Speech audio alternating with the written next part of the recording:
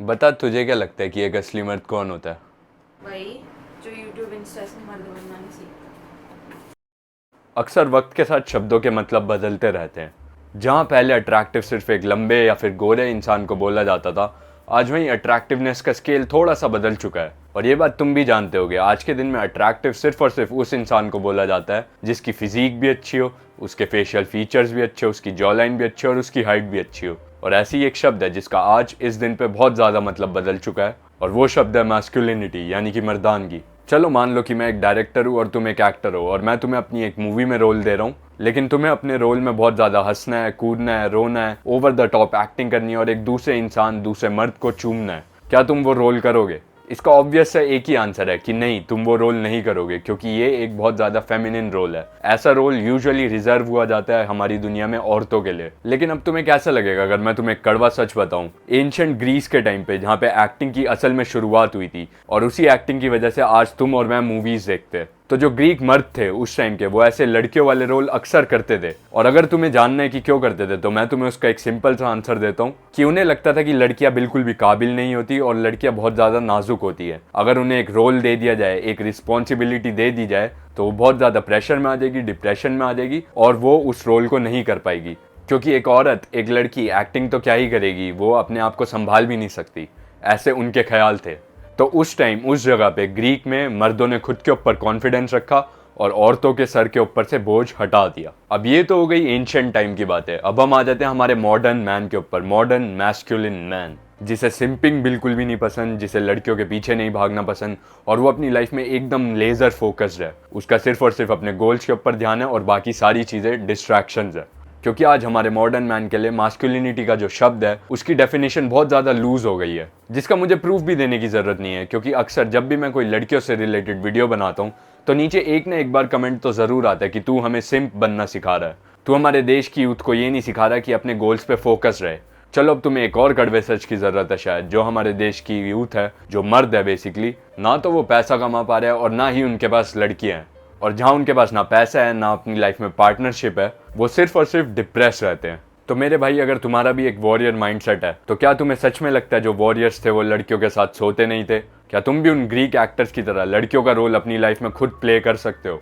अगर तुम्हें सच में लगता है जो भी इंसान अपनी लाइफ में बहुत ज़्यादा सक्सेसफुल है, अल्ट्रा रिच है, अल्ट्रा वेल्दी है, वो सिर्फ और सिर्फ हार्ड वर्क करता था और लड़कियों के साथ सोता नहीं था, लड़कियों के साथ बातें नहीं करता था, तो मेरे भाई तुम अलग ही नस्ल के हो। असल में एक असली मर्द वो होता है जिसे अपनी लाइफ में बैलेंस बनाना आता है, कैसे वो हार्ड वर्क भी करेगा और अपनी लाइफ में किसी भी एक्सपीरियंस में पीछे नहीं रह जाएगा। इस टॉपिक पर वापस आते हैं अभी।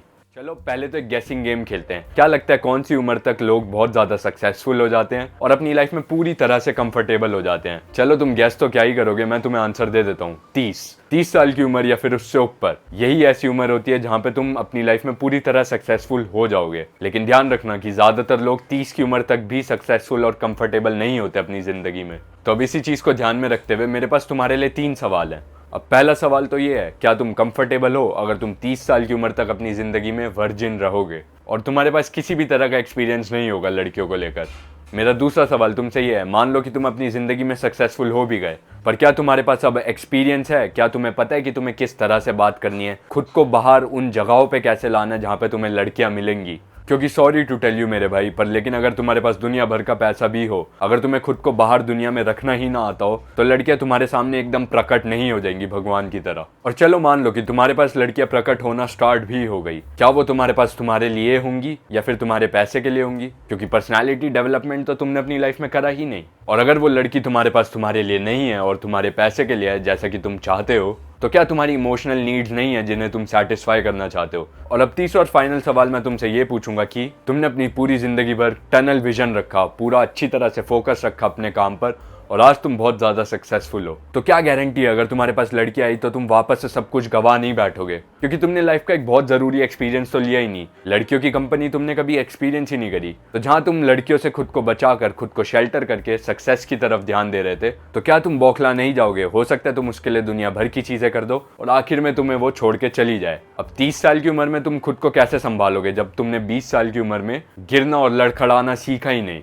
चलो अब इन सारी चीज़ों को हटाओ, वैसे भी एक बहुत डम्ब आर्ग्यूमेंट है कि एक रियल मैन बहुत ज़्यादा लेजर फोकस रहता है और वो डिस्ट्रैक्ट नहीं होता, और ना ही वो दुनिया में वैलिडेशन के पीछे भागता है कि वो कुछ भी काम इसलिए नहीं करता कि लोग उसकी वाहवाही करे। एक बार मुझे बताओ, वैलिडेशन सीख करने में, वाहवाही तुम्हारी लोग करे ये चाहने में बुरी बात क्या है? पूरी हिस्ट्री में जो ग्रेटेस्ट मैन थे जिनका तुम आधा भी नहीं बन सकते, उन सब के अंदर भूख थी ग्रेट बनने की। वो चाहते थे कि लोग उन्हें पहचाने, लोग उन्हें रिकॉग्नाइज करें। वो चाहते थे कि वो पूरी तरह से टाइम को ट्रांसेंड कर दें। जिस वक्त में वो रह रहे हैं उससे 100, 200, 300, 400 साल बाद भी लोग उनका नाम पहचाने, और वो पहचान के सिर्फ उनकी प्रशंसा करे कि वाह क्या इंसान था, नहीं, वाह क्या आदमी था। इतने तरह के आर्ट फॉर्म्स और इतनी तरह के फिलोसफर्स की बुक्स आज फेमस सिर्फ और सिर्फ एक वजह से हैं, क्योंकि उन्हें ग्रेट बनना था, उन्हें ग्रेटेस्ट बनना था। ये जो वैलिडेशन के पीछे भागने वाली जिंदगी है, ये या तो बहुत बुरी हो सकती है तुम्हारे लिए, या तो बहुत अच्छी हो सकती है। हो सकता है तुम वैलिडेशन के पीछे भाग भाग के खुद को कभी भी सेटिस्फाई ना कर पाओ, या हो सकता है कि तुम इतने ग्रेट बन बैठो कि तुम्हें वो वैलिडेशन जो चाहिए थी उससे ज्यादा ही मिल जाए। लेकिन ऐसी वैलिडेशन तुम्हें सिर्फ और सिर्फ तब मिलेगी अगर तुम्हारे पास एक ईगो होगा अच्छा खासा।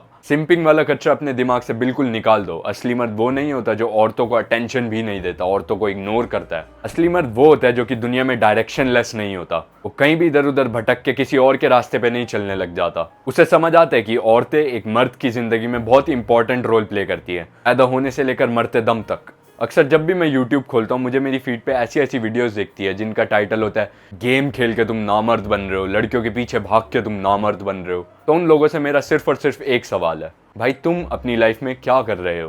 क्योंकि जो भी बंदा अच्छा खासा कमा रहा हो या फिर वो अपनी जिंदगी में कंफर्टेबल हो, तुम कभी भी उसके मुंह से ऐसी बातें नहीं सुनोगे। क्योंकि at the end of the day एक असली मर्द जानता है, एक असली मर्द को पता होता है कि अपना पीस ऑफ माइंड कितना ज़रूरी है, हॉबीज़ होना कितना ज़रूरी है, तुम्हारे पास एक पार्टनर होगी जिसके साथ तुम अपनी ह्यूमन नीड्स को पूरा कर पाओ, तो तुम कितना ज़्यादा खुश होगे अपनी लाइफ में। तुम्हारा अगर दिन ख़त्म होगा, तुम्हारे पास कोई ना कोई एक ऐसी लड़की होगी जिसकी बाहों में आके तुम सो पाओगे, जिसे अपने दिन के बारे में बता पाओगे। ये सारी चीज़ें तो तुम एक लड़के के साथ भी कर सकते हो, लेकिन अक्सर हमारी बायोलॉजिकल और साइकोलॉजिकल नीड्स होती है कि हम जिससे अट्रैक्टेड हों, हम उसी के साथ इतने इंटीमेट मोमेंट्स, इतने प्राइवेट मोमेंट्स को शेयर करें अपने, उसी को हम सब कुछ बताएं अपनी ज़िंदगी में।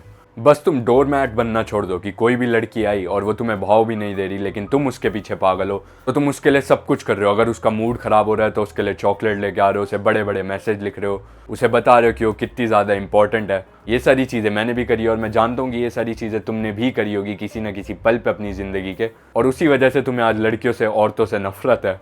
पर वो गलती थी किसकी? अगर तुम्हारे पास दुनिया भर के साइंस मिल रहे थे जो लड़की तुम्हारे अंदर इंटरेस्टेड नहीं है, और अगर तुम रिलेशनशिप में भी थे तो तुम्हारा कट गया, तो तुम अपने मन के अंदर एक ऐसी फ्रस्ट्रेशन लेके बैठ रहे हो कि उस लड़की की वजह से ही मेरे साथ बुरा हुआ, सारी लड़कियां ही ऐसी होती है। तो ये वाला माइंडसेट तुम्हें अपनी ज़िंदगी में कहीं पे भी लेके नहीं जाएगा। अगर तुम्हें लड़कियों को कोसना है तो मैं कोई भी नहीं होता तुम्हें बोलने वाला कि लड़कियों को मत कोसो, आराम से लड़कियों को कोसो, पर भाई अपनी ज़िंदगी में अपनी नीड्स को भी तो समझो और अपनी ज़िंदगी में कुछ अचीव भी करो। एक असली मर्द वही होता है आखिर जो अपनी नीड्स को समझता भी है और उसका एक फ्यूचर को लेके विजन भी होता है, यानी कि उसे अपने आसपास और अपने लिए, लोगों के लिए एक बहुत अच्छी लाइफ बनानी है, एक कंफर्टेबल लाइफ बनानी है। पर लेकिन वो इसके चक्कर में खुद को पागल नहीं कर बैठेगा, क्योंकि उसके पास अपने गोल सेट के अपनी ज़िंदगी में और 10 तरह की चीज़ें हैं परस्यू करने के लिए, और वो समझता है कि चीज़ें सही होने से पहले चीज़ों को ख़राब होना बहुत ज़्यादा इंपॉर्टेंट है, क्योंकि जहाँ पे चीज़ें ख़राब होंगी वहीं से तुम्हें सीख मिलेगी चीज़ों को सही करने की। तो अगर तुम्हें मेरी बातों का तात्पर्य समझ आया तो मेरा नाम गर्व है और मुझे खुद पे गर्व है। मेरे चैनल को सब्सक्राइब कर देना, इस वीडियो को लाइक कर देना, और अगर तुम्हारा कोई भी ओपिनियन या फिर क्वेश्चन हो वो कमेंट्स में ज़रूर पूछ लेना। आज के लिए बस इतना ही। Thank you, bye bye.